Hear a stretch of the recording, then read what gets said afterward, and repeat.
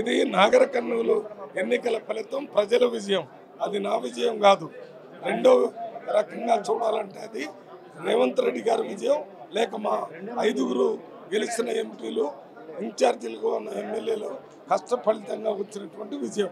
దాని ఫలితంగానే నేను ఎంపీగా అక్కడ గెలుపుతుంది. 2 నియోజకవర్గాల్లో బీజేపీ లీడ్ వచ్చింది. మీ కాన్స్టిట్యున్సీలో 2 నియోజకవర్గాల్లో, అసెంబ్లీ నియోజకవర్గాల్లో బీజేపీ లీడ్ వచ్చింది. లేదు, ఒకటే నియోజకవర్గం, రెండిట్లో రాలేదు.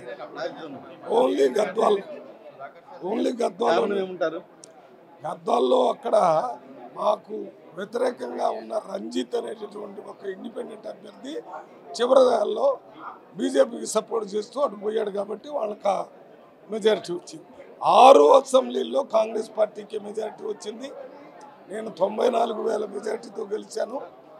దీంట్లో ఎన్ని ప్రయత్నాలు బీఆర్ఎస్ పార్టీ బీజేపీకి ఓట్లు వేయించినా కూడా వారి దుర్బుద్ధి ఏ రకంగా నాకు హాని చేయలేదు.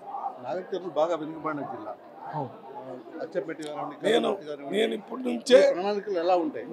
నుంచే ముందుగా నాగర్ కర్నూలులో రైల్వే లైన్లు, నేషనల్ హైవేలు, ఇండస్ట్రీస్, స్కిల్ డెవలప్మెంట్ సెంటర్స్, ప్రజలకు సంబంధించినటువంటి అభివృద్ధి సంక్షేమ కార్యక్రమాలకు నిరంతరం అందుబాటులో ఉండి, నాకు ఇంతకుముందు పేరు చెప్పినట్టుగా పిలిస్తే పలికే మల్లు అనేదాన్ని సార్థకం చేసుకుంటానని ఉద్దేశం.